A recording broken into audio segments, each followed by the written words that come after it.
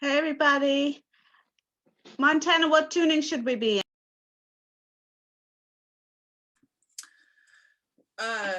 Remind me, we did 5 miles from town last week, right? In the Rubens tuning. So we're going to go back to the Rubens tuning and try to do Jay Gould's daughter. We're going to review 5 miles from town and then do Jay Gould's daughter.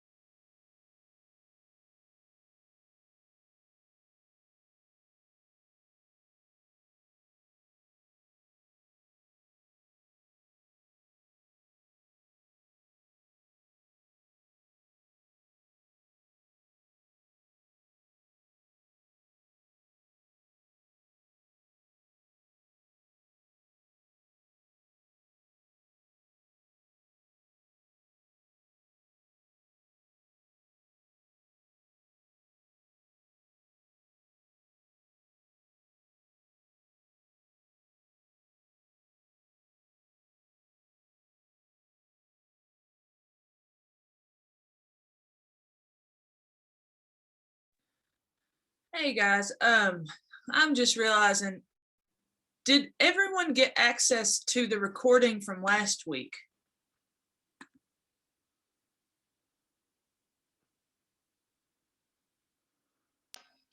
I think I received it, but I didn't have time to look at it, to open it to. Because the way I'm looking at my email right now, it looks like I only sent it to Tony. I didn't hit reply all, so.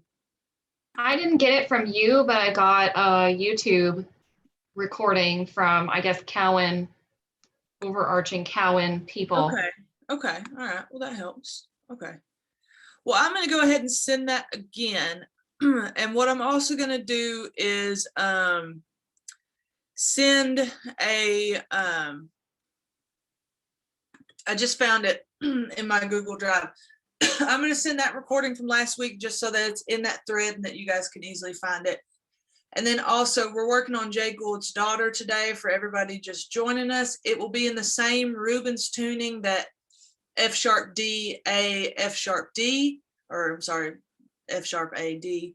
And I have a tablature because we will be doing it in 2-finger style. I kind of took a poll of the class last week, and some people like learning from tablature and benefit from it. So I'm going to send that to the email. If you want to pull it up, you can. You're more than welcome to. If you don't like learning from tab, just ignore it. So give me a couple minutes and we'll let people kind of come. Go. Can somebody hum Hoplite Lady song? Totally blanking on it.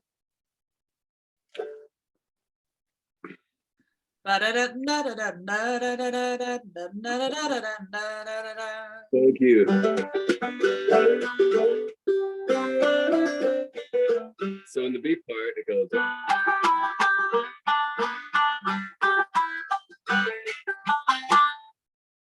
The drop thumb there is in between the first and second string instead of the second and third, and you're holding a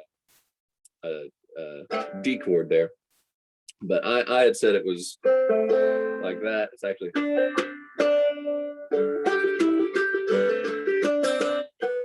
Which I think sounds a lot better. I just was listening to it the other day and realized I'd taught you wrong. So there's that.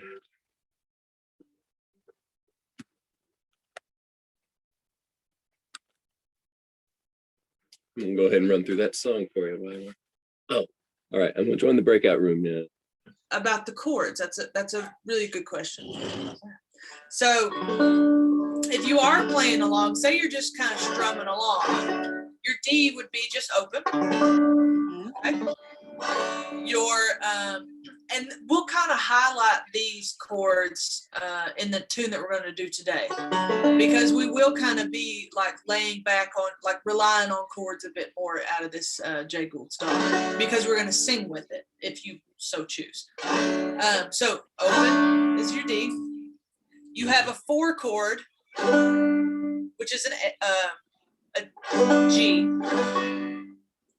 Right here, it is 1st fret, 3rd string with your index finger, and then your ring finger, 2nd fret, 2nd string.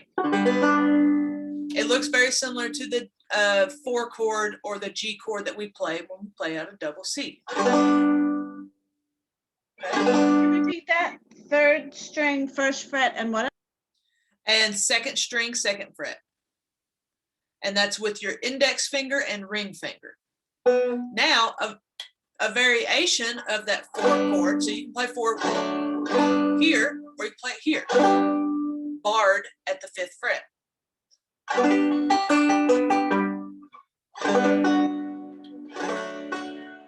It's just like an inversion, a different variation. And your 5 looks just like, excuse me, an E minor chord if we're playing out of G. Top and bottom, 4th string and 1st string on the 2nd fret. Montana. So in this tune, we're going to do a walk down into our 5. Okay? And that'll become a little more clear to you. So I have, if you joined us a little bit late, we're going to be working on Jay Gould's daughter. Does anybody want to or need to go over what we worked on last week, 5 miles from town? Did that come together good for you guys? The first time I heard this was on a CD, and I've asked Jesse Wells for this CD recently. It was called The New Young Fogies. Has anybody ever listened to that?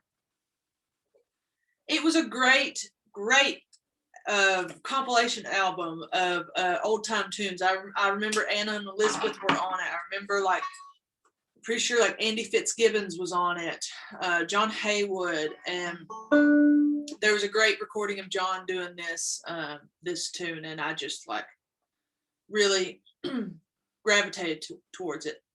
Other versions that I'm aware of, Pete Seeger did a version of it, but he does it in his very Pete Seeger way. If you love Pete Seeger, love him or hate him, you know what I'm talking about when I say his very Pete Seeger way. But also Nora Brown. If y'all are familiar with the young banjo prodigy out of Brooklyn, New York, she came down to Kentucky several years in a row when she was about 11 or 12 or something like that. And everybody just loved her because not only was she super talented at such a young age, but she was just like a sponge. She just wanted to play with everyone, like whether they were good or bad or professional or whatever. She just wanted to play and learn from everyone, which was, I've always admired that about her. But I think she learned this in John's class, and there's a great version of her doing this on stage at Cliff Top. When she was about 12, she entered the Cliff Top adult banjo contest, knowing that she would sweep the kids contest, right? Like she did a good deed there. She was like, I don't need to win a kids trophy. Okay. I'm going to compete where my level is. And she placed third in the adult banjo contest with this tune and another tune, Wade Ward's Chilly Winds. So I highly recommend, and I've actually picked up a thing or two from her recording of that. Sorry to interrupt. Go ahead. Could you send me to the breakout room on this device? Because it's not letting me record on my phone. Okay, yeah, I can try. Thank you. Oh. You missed us, Arlo. I know it. Yeah, I just had to drop in and say hi again. All right, see you guys. Bye. Okay, so enough of that spiel. We'll get down to the nitty-gritty.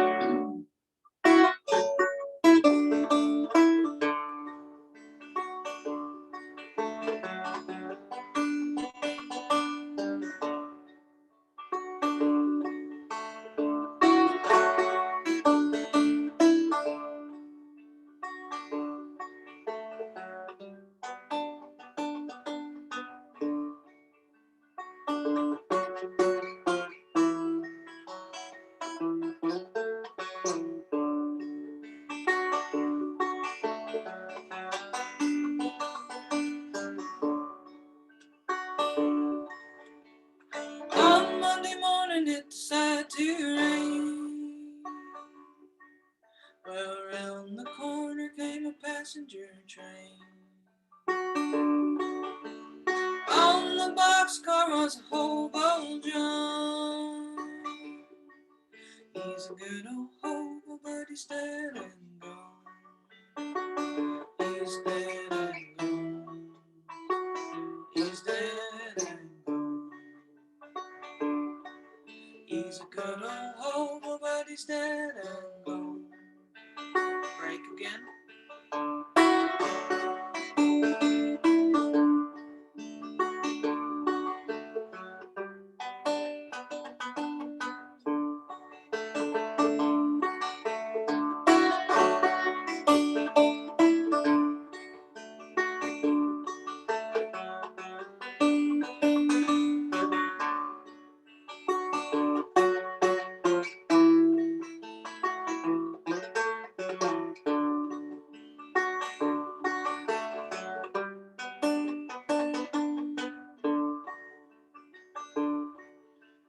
Oh gosh, I forgot the words. I'll send you lyrics in the email. How about that? I've forgotten the words because I have not studied them in a minute. But that's the gist of it. It has that really nice, sweet groove to it. I think also Clifton Hicks maybe does a version of it. And again, take it with a grain of salt. That's my version. The versions differ a little bit. I think Clifton's is a bit more jazzy because it does have that kind of jazz element to it.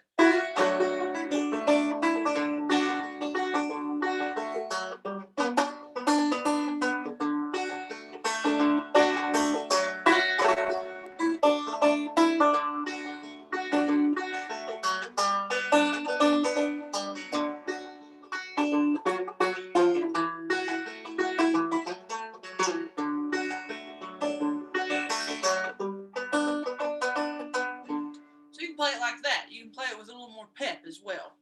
I like the slow kind of, you know, dragging it out and making it like that. That's my preferred way of doing it. There's also a guitar tuning that matches this tuning. And I used to have it written down somewhere. And I'll check and see if I have it. But basically, it's a guitar tuning that mimics this.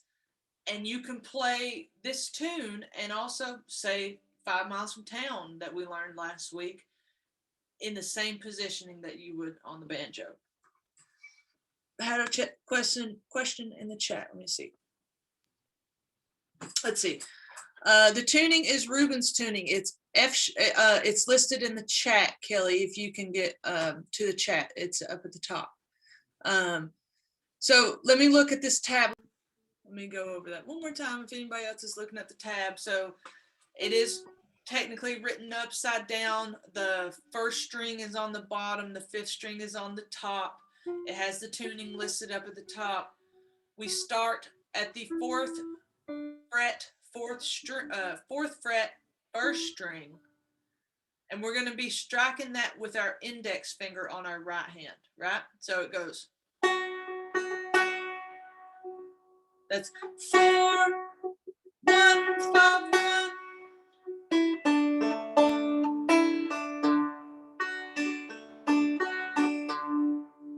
Okay. So I'm looking at this tab right now. And an important part of this tab is this little riff right here. So I'm going to show you guys this first 2-finger style so that we can Montana, work on I it. can't see Is your it- right hand. Okay. I can't see myself at all, so. Is that good? Good? Or need a little closer? So, I'll show you this little riff, and this is going to be kind of like our filler. Especially when we sing, we're going to.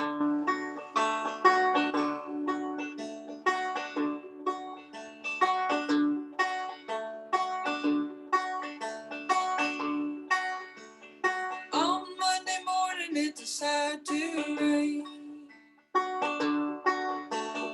Around the corner, come a passenger train. Okay, so that riff. Fourth string with your thumb. And then you're going to hit 5-1, thumb index. So that goes thumb, thumb, index.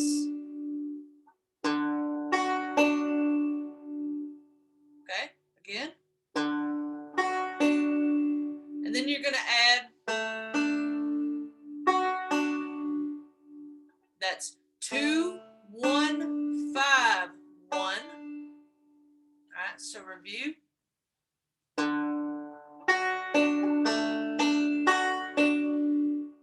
And then you're going to tie it all together with that open fourth string. Okay, so.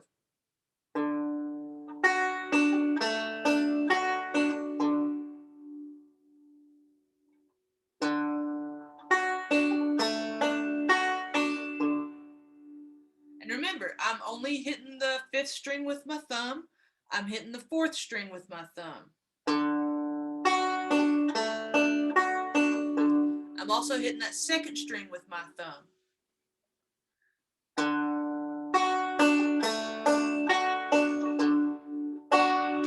Okay, can y'all follow me on that? I'm gonna do. How is that going? No, okay, no, not a success. Okay, so I'm gonna do it on a little loop, and you have to kind of put this little bounce to it.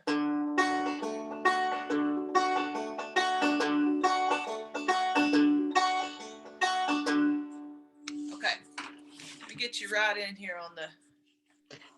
Can you repeat what fingers you're doing? What string? I sure can. Sorry. Sure can. It's okay. No, this is a tricky style, right? So I'm starting with my thumb. Thumb, 1. Thumb, thumb, 1.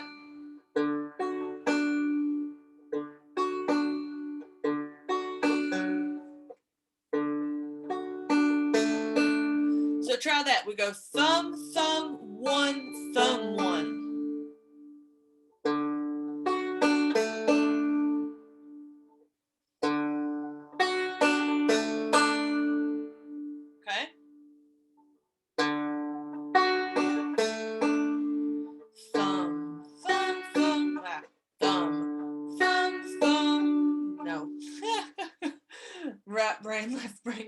anything. Okay.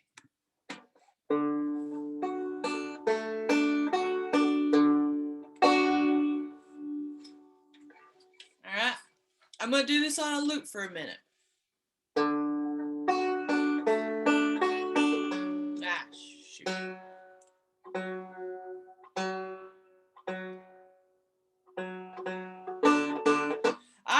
You can also do a pinch to wrap that up.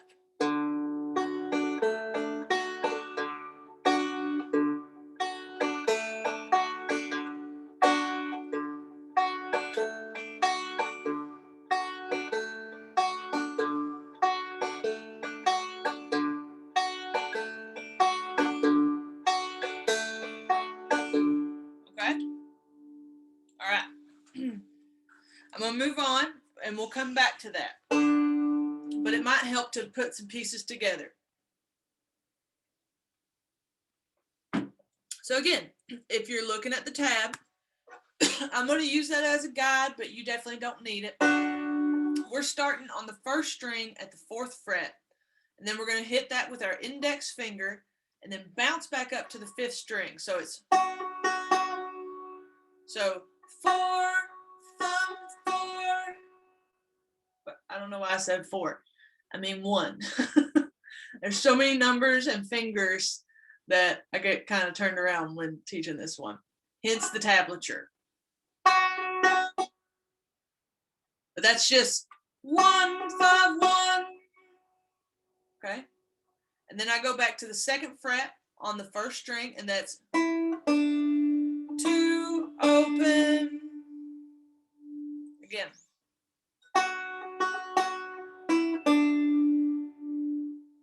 Easy enough. That's all, except for the 5th string, that's all with your index finger.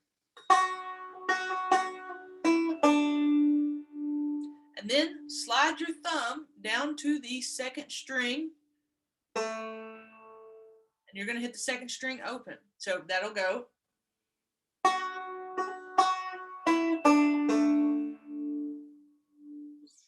Again.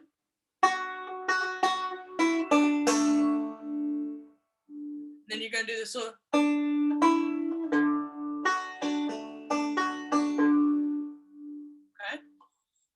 All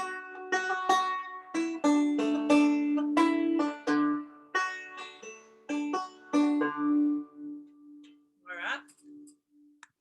I'm back. How's that going? I'm bouncing back and forth between both pages, so I can't see your all's face with lag.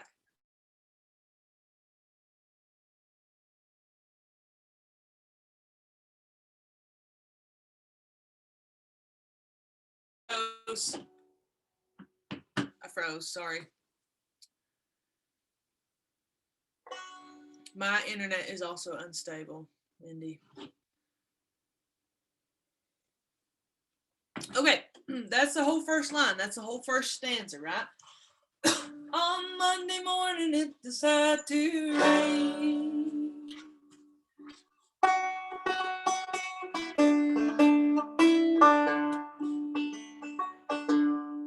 Okay, and it's important to keep that little light kind of hop, skip, and a jump.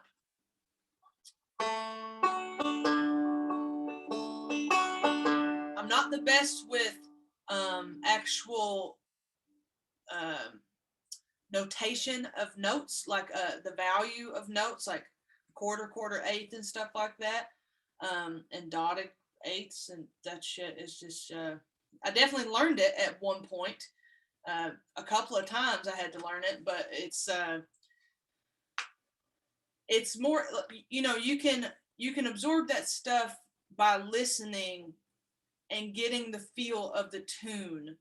I think that's why a lot of classical players, you hear about classical, say, violinists who hear old time music and they're like, wow, that's really cool. I think I want to learn that. And then they go to learn it and then they realize, oh my God, there is no written notation for these tunes, these thousands and thousands of tunes. There's no tab, there's no standard notation for it. So they have to rely on their ear training. And they, you know, you'll hear people talk, talk down upon classical players playing old time music and saying like, well, they just missed the groove a little bit and they don't get the little idiosyncrasies and stuff like that. It can be replicated as long as they absorb the feel. And that's the same with this kind of stuff, with this 2-finger stuff. I don't know if it's a dotted half note or a dotted eighth, but I do know the feel, right?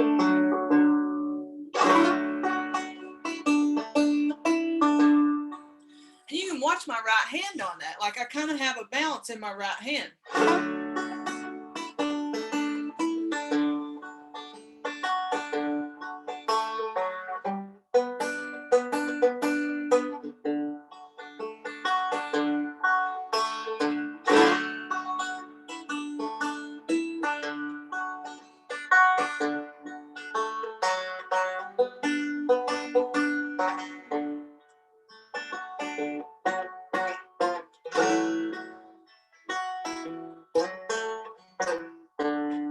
Okay, we're getting a little ahead of ourselves. But I just wanted you guys to kind of absorb that, right? So if you've noticed me, I like to slide into that first lick, whether it's like doing a slide with a rake. You know, that's how I typically like to do it a lot of times. Or you can just start right at 4. Or you can slide from 2 to 4. That was something when I first learned this tune, that was something that tripped me up. So you know how we talked about how the first string at the 5th fret is the same note as your 5th string G, right? Well, we've tuned down a half a step. So this is D and this is F sharp. But the first string at the 4th fret is a match with your 5th string, right?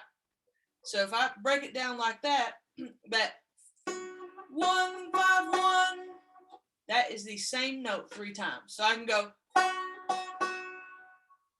all on the first string if I wanted to. But by putting that 5th string in there, it sets us into motion to work on getting that little bop, if you will.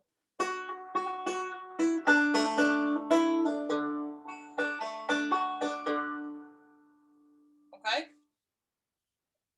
Have we got that far?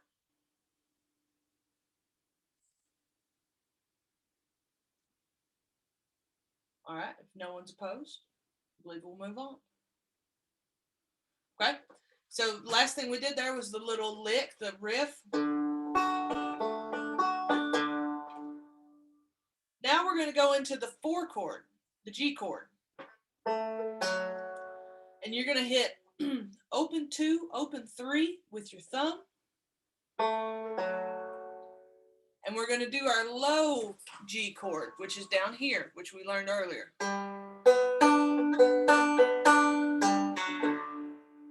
So that's the whole motion that we're going to do. We're just going to work on this part right here. Ah.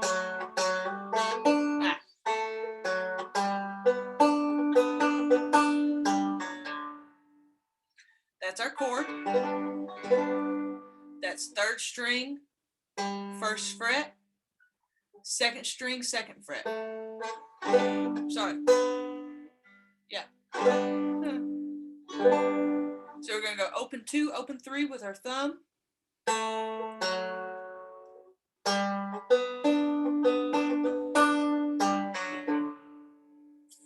Now that. How do we do that? Hold your chord. And you're going to go 3, 2, 1. And you hit the 1st string with your index finger. Remember, you can hit open 3, open 2 with your thumb. See how I did that?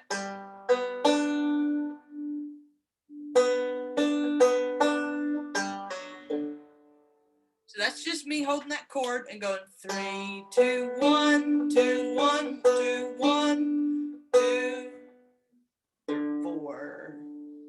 Hope I did that right.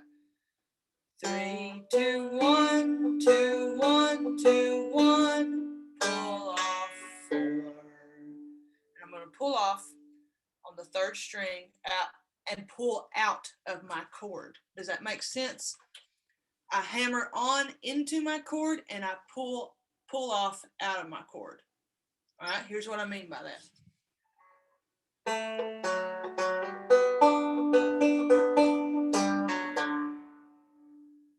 Does that make sense? Let me do it again.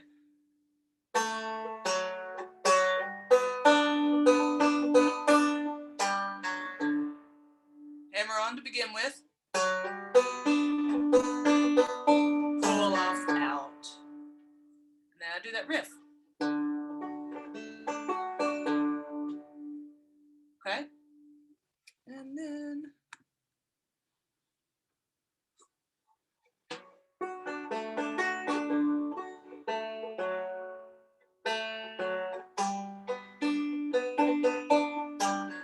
riff.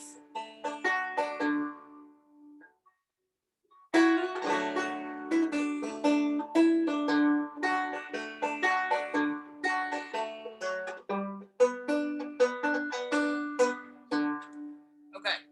Sorry, I had to get clued in there. So let's run it back to where we are now. We're going to take this piece by piece, right? Because it's kind of has a lot of moving parts to it. So I'm gonna play up to where we are right now. Let me get my right hand in there. Sorry.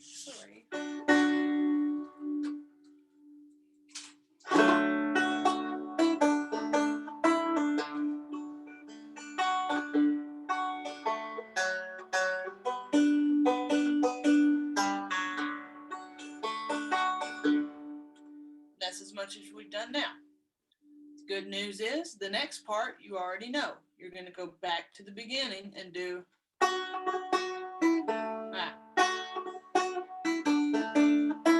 riff. Okay. Then the next part, if you got that, if you already got the, if you've deciphered what those individual notes are, then you should be able to hear when you get it right here. And it's the same movement. So bar at the 5th fret, and it's going to go.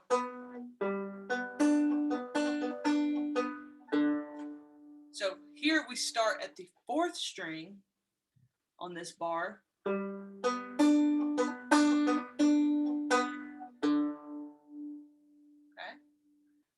4, 3, 2, 3, 2, 3, 2, 4, open. 4, 3, 2, 3, 2, 3, 2, 4, open. It's the exact same as.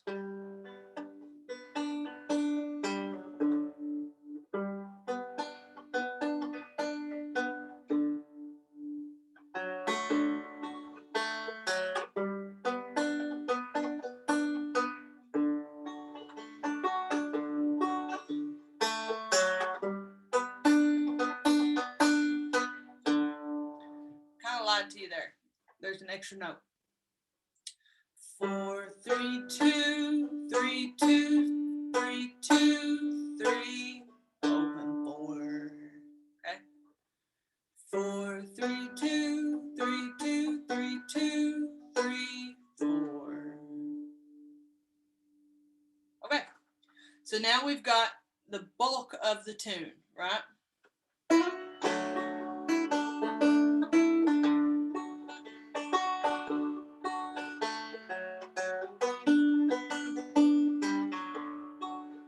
Repeat.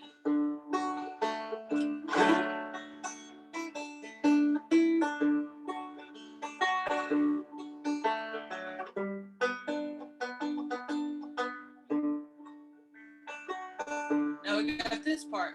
Alright.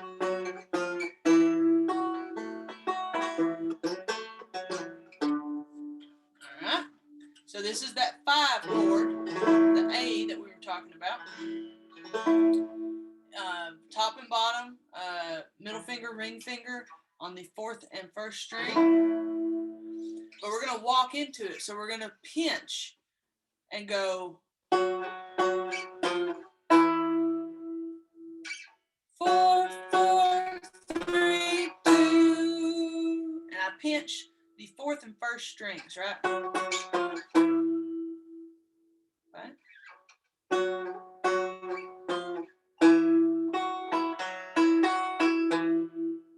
That little riff there is kind of.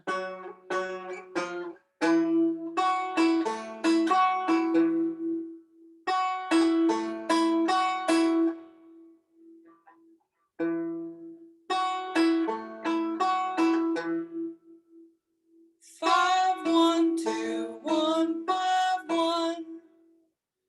5, 1, 2, 1, 5, 1.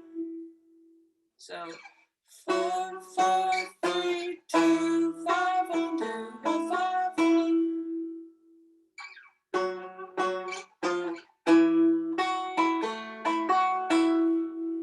Now we're going to do this nifty little slide. Did all of that with my thumb. So you go slide, we're sliding out of that chord basically. So it looks like this.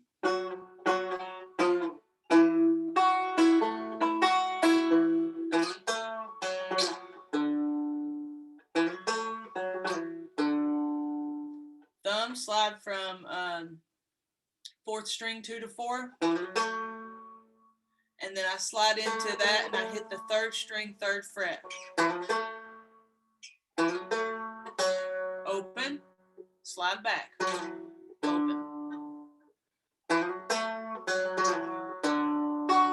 Lick.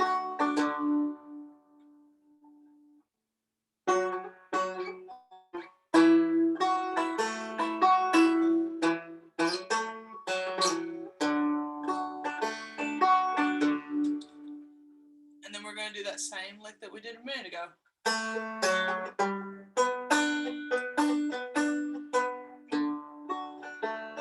And that's the tune.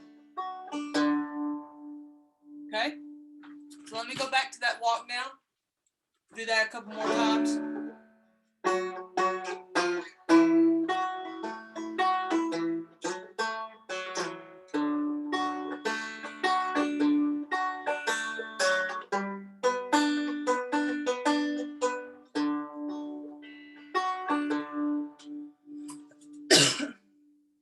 Okay, I'm gonna give you guys just a second to work on that and kind of piece some things together because I have to use the restroom. So I'll be right back. I have to compensate a little bit and like leave my thumb out of it. Don't let my thumb get in the way, right? So.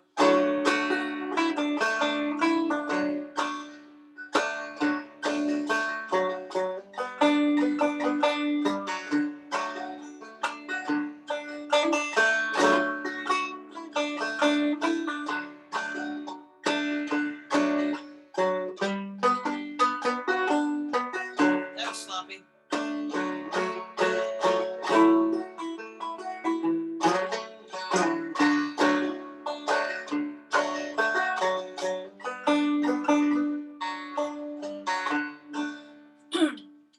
I'll point this out. Here's something that I like to do when I am singing it.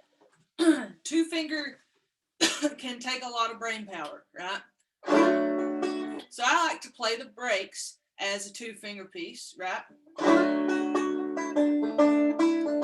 I like to sing over a solid full rhythm. What I mean, so I'll come in from the end.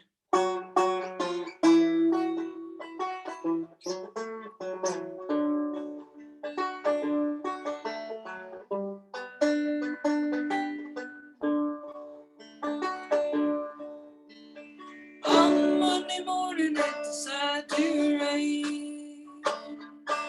Round the corner come a passenger train. On the boxcar was a hobo John. He's a good old hobo, but he's dead and gone. He's dead and gone. He's dead and gone. He's a good old hobo, but he's dead and gone. Now switch back.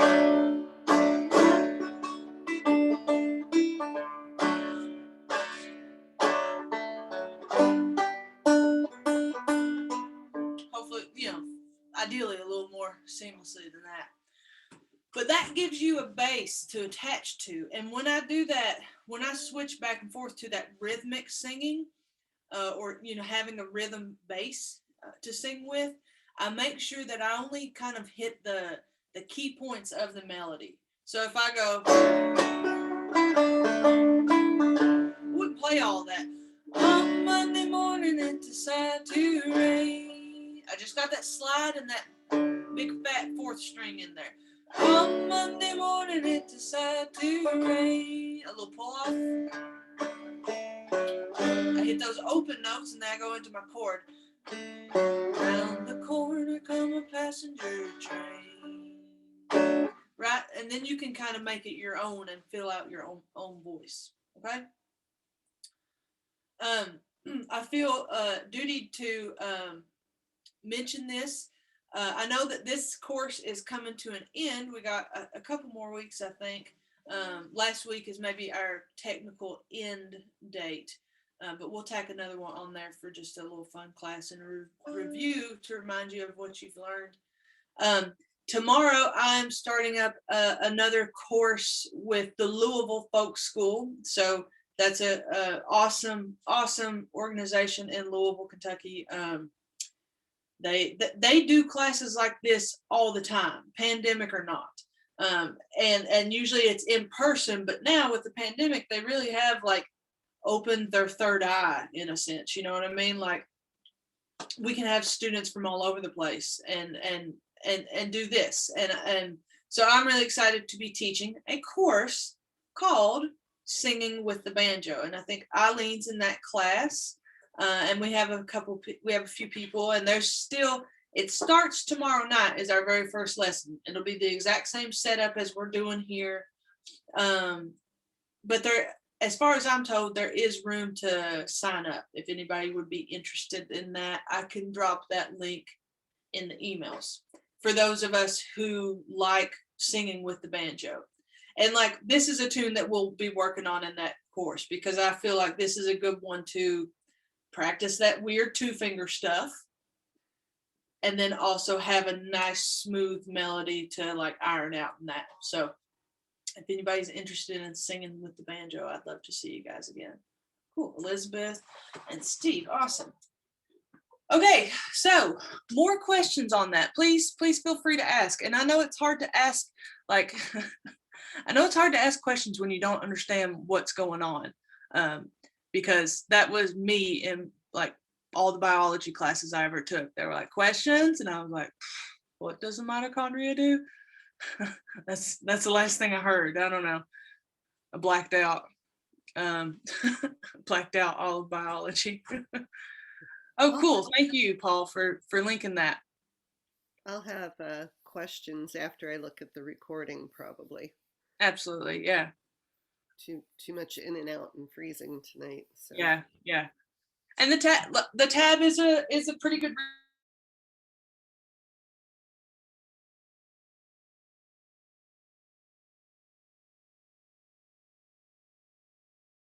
froze.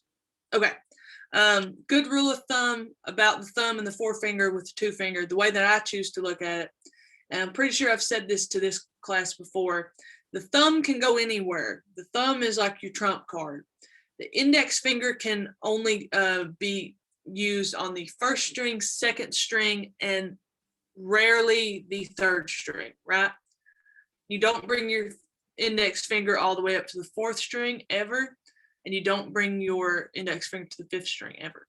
So if you get confused about like what finger am I supposed to be using here, just go with what feels natural, and remember that a lot of this stuff is also like, think of how you would use your drop thumb, like especially in that bum ba dum ba da da da da da.